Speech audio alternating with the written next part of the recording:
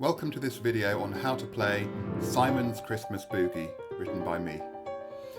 Boogie Woogie music is based on the 12-bar blues, which normally has 3 chords, but in this piece there are a lot more, at least 10. There are 4 levels or sections in this piece, each one harder than the last. So let's begin with just the bass line, which stays almost the same throughout with some small variations later on. This piece is in the key of G, so let's start with the little finger of the left hand on the lowest G on the piano, playing this classic walking bass pattern.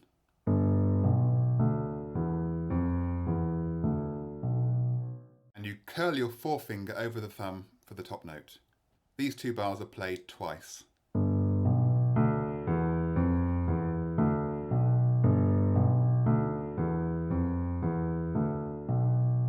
Now we play a similar pattern starting a 4th higher on C. This time the top note is a B flat, which again is played with the forefinger. These 2 bars are only played once.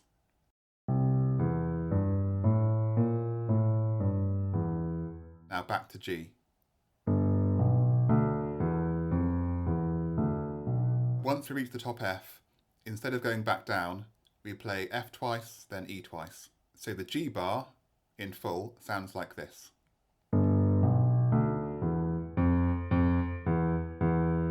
The next part of the bass line is an ascending line which goes from a low A to the G above it, with all the white keys in between, plus a C sharp and an F sharp.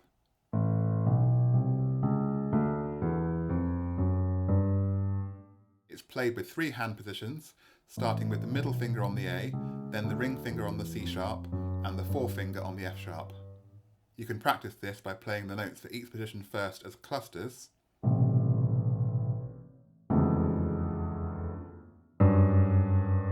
then separately,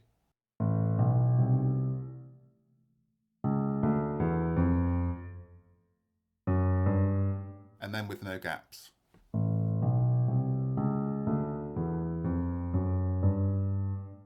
The last part of the bass line is 4 notes, G, B flat, E flat and D, but with each of the first 3 notes repeated in the following bouncy rhythm. These 2 bars are known as the turnaround because they help you return to the start. In this piece we'll always repeat the turnaround, so really it's a 14-bar blues. Now here's the whole bass line.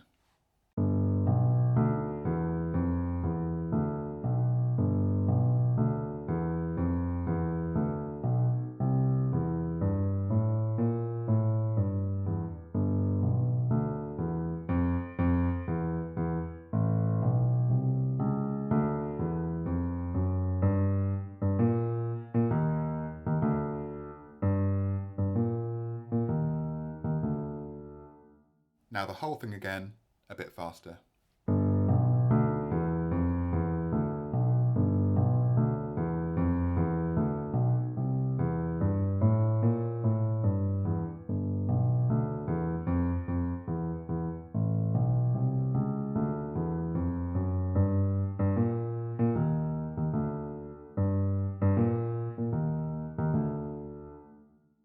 Once we've learned the left-hand part for the first level, we can add some jazzy chords in the right hand. All of the chords in this section contain 4 notes, and the top note is always the very same G above middle C, which helps to anchor the hand on the keyboard. The first chord is G6, played like this, with G at the top, using the fingers 5, 3, 2, 1.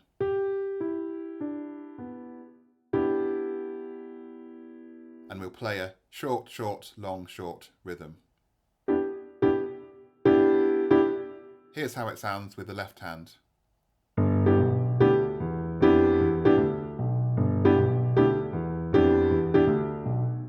The next chord is C9, which we can create simply by moving the thumb from B to B flat, and then back to B for G6. So here are the first 7 bars again.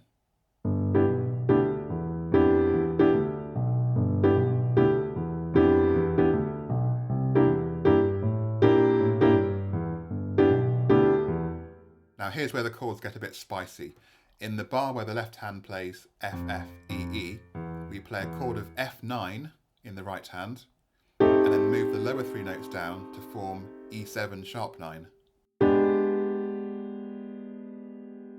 And the second chord comes just before the E in the left hand like this.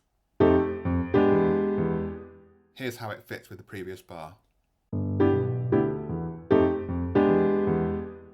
Almost there. 4 bars to go in this section. As the left hand is walking up like this,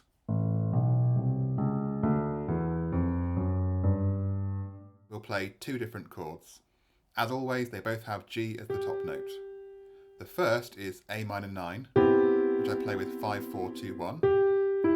And the second is a kind of C minor 7 shape, formed by moving the B to a B flat and E to E flat. And for that chord I'd use 5, 3, 2, 1. These 2 chords are played with the same short rhythm, but it's a bit different from what came before. And here it is with the left hand. Finally, the turnaround, you'll recall the bouncy bass line. After each of the 4 notes, we play a different chord. The first is G6, which we know from before.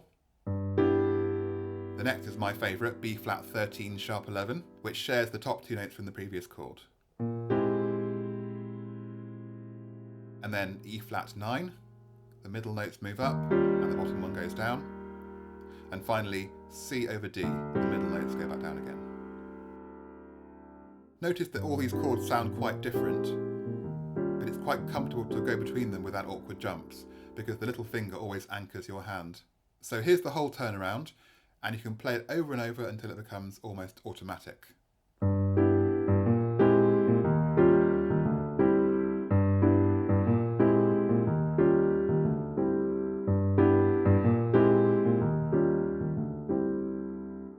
So here's the whole of the first level with both hands together.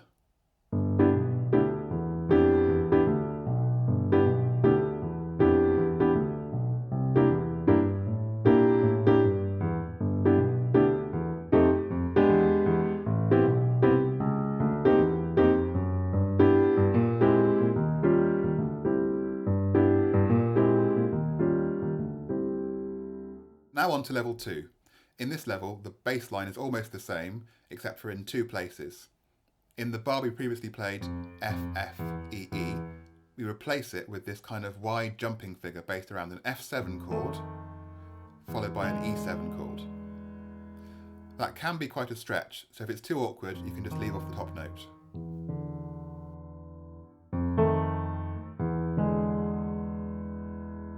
The second change is this. When the left hand does the walk up from bottom A, when it gets to the D, it's followed by a plain D7 chord like this.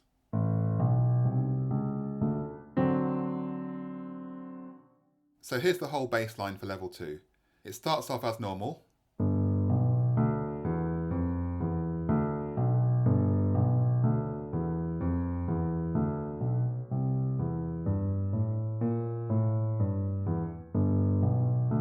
F7, E7, walk up, D7, and then the turnaround, which is the same as before. Here's where it starts to sound like real boogie woogie. The right hand part for level 2 consists of 3 or 4 classic riffs. Riff number 1A is this. The thumb remains on a G. Fingers 3 and 5 play B and D, making a chord of G major. They go up and down again in this way. The forefinger plays an A sharp just before the B, giving it that crunchy blues feel.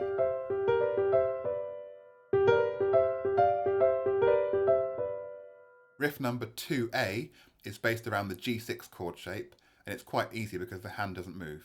It sounds like this. Riff number 2B is similar in rhythm, but it starts with the ring finger on the B flat, like this. But at the same time as the B flat, we also play a B natural with the thumb. So here's riff number 1A, 2A, and 2B in sequence.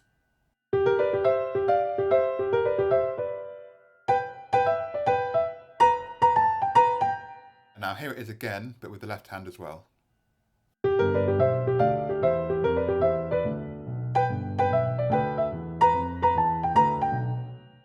Now the right hand plays almost the same again, except that riff number 1A is transformed into riff number 1B by lowering the A sharp and B into an A natural and a B flat.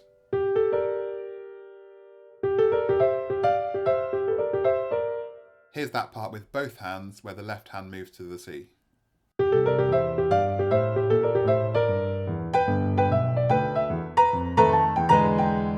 This F7 E7 bar is quite tricky, so you can practice by playing the outer notes only on a loop, then add the B natural with the right hand thumb, then the left hand sevenths, then the left hand's thumb notes.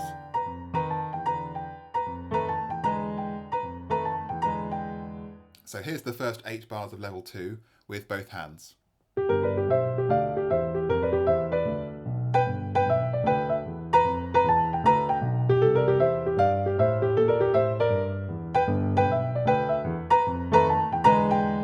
The next thing for the right hand to do is to play riff number 1A again, except we flatten the B at the end and tag on riff number 3, which is a quick downward flourish starting with your ring finger on B natural. 4, 3, 2, 1. Then forefinger on D and up to G.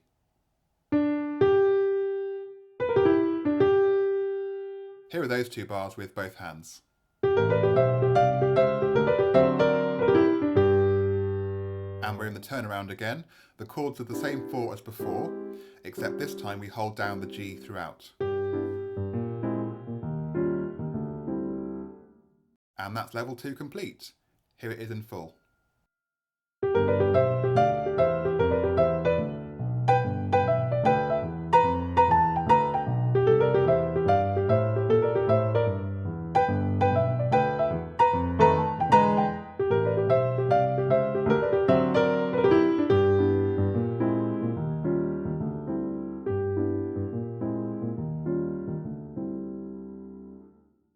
And now, level 3. This level has a new left-hand part. Instead of playing the individual bass notes as before, we add an octave G in between each one like this.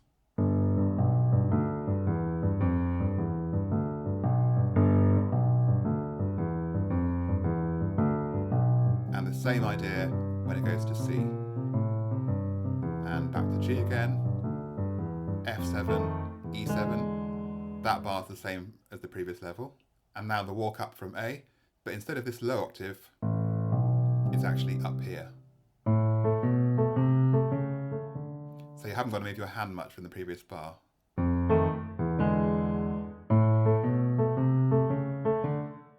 Here we bounce onto a D7 chord, this time with an added B flat. In fact, you can add any black keys in this chord, it's just meant to be a colourful splash.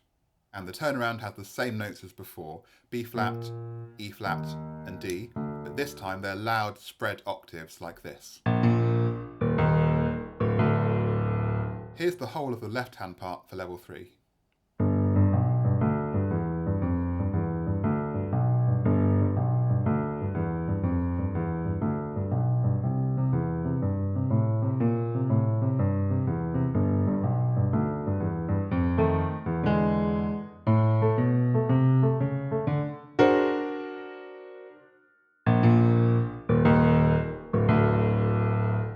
The right-hand part for level 3 starts off quite similar to level 1, except the chords are an octave higher, and we dip down and up again like this.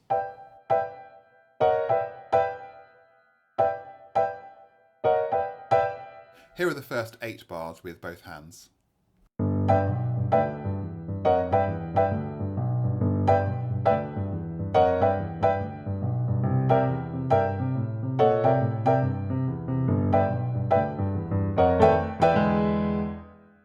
We finish level 3 with a couple of flashy riffs. The first is a chromatic trill starting on a high B and a G, which sounds like this. I suggest using the thumb and ring finger for the first pair, and then the second and third finger for the lower pair, like this. The concluding riff is similar to the ending of level 2, which sounds like this. And that downward flourish again. and then D, G. Then the turnaround chords, but played loudly and doubled like this.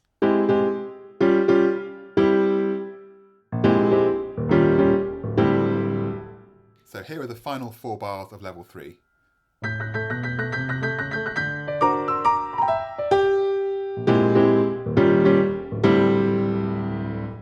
And now here's level 3 in full.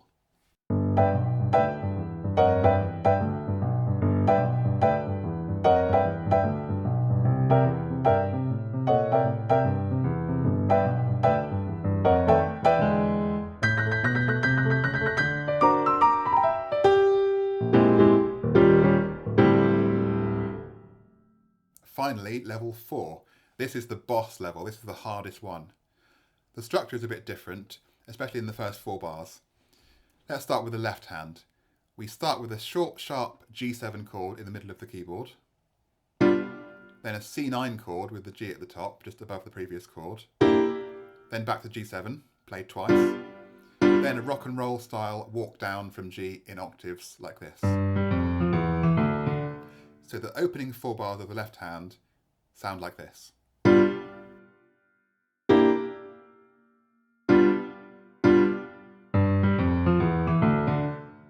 The rest of the left hand part is very much the same as levels 2 and 3.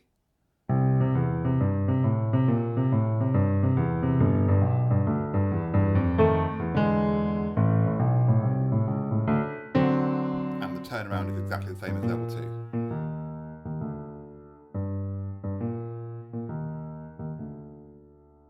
Now for the right hand part. The first 4 bars start with an aggressive slide before the first beat, which is best played with the side of the hand like this. The hand should end up in this position with the little finger on a high G and the forefinger on the C sharp below it. So here's the slide going into that chord with both hands. Once you land on those notes, the right hand plays this shuffle style riff in triplets.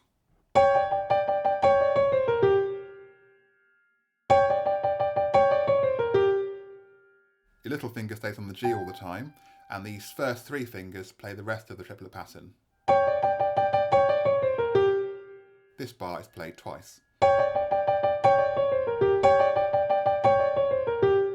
Then the first half of the bar twice over again, and then rocking back and forth on a G minor 7 shape, also in triplets. So here are the first 4 bars of level 4 with both hands.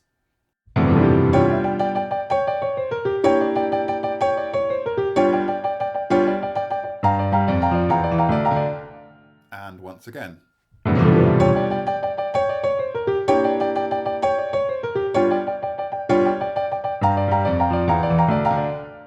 Now here's where the magic happens.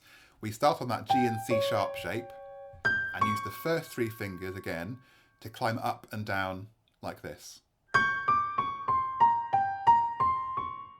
Then we strike the G and D again and repeat the pattern over and over.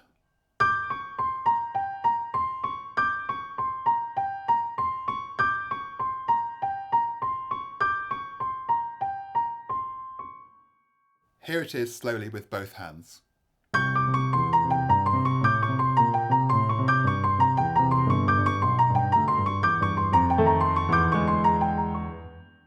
Now this first part of the riff contains 9 triplets, or 3 beats, but the subsequent parts only have 8 triplets, or 2 2/3 of a beat. This means that the right hand never lines up precisely with the left, which creates an excitingly unstable feeling.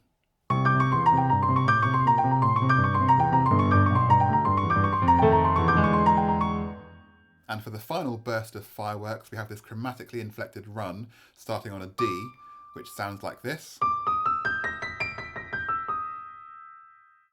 1, 2, 1, 2, 3, 4, 5, and then back down again to the D. Finally, as if out of nowhere, we cross the ring finger over and play a D-flat descending scale in the right hand, including all of the black notes en route. But then we land right back on the G, which takes us into the turnaround as before. So the last 4 bars of the right hand sound like this.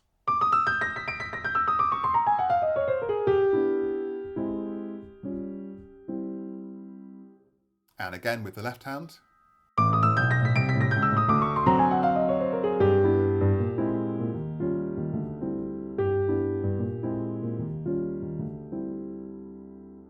And now here's the whole of level 4.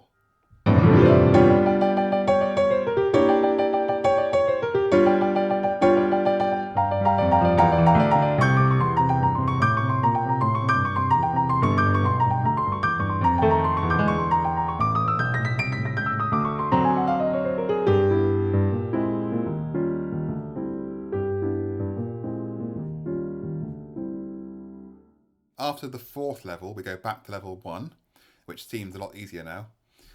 The first 8 bars are exactly the same.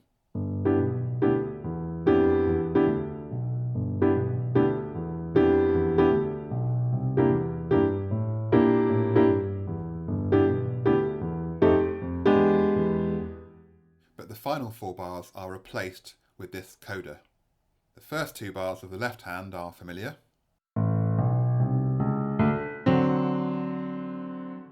The right hand starts with a little rising lick based around an A minor 9th chord, followed by this riff that we saw in level 3. The left hand ending starts on low octave Bs and climbs upwards to a D like this. The right hand little finger stays on a G, while the other fingers play these 3-note chords, G9, C, E flat, and finally this scale fragment. And to finish the whole thing, a nice loud roll on a G13 chord with an optional glissando.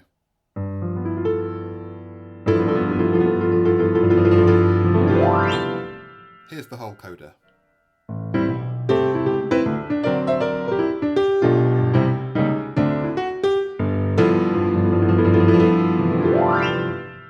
And now the entire piece.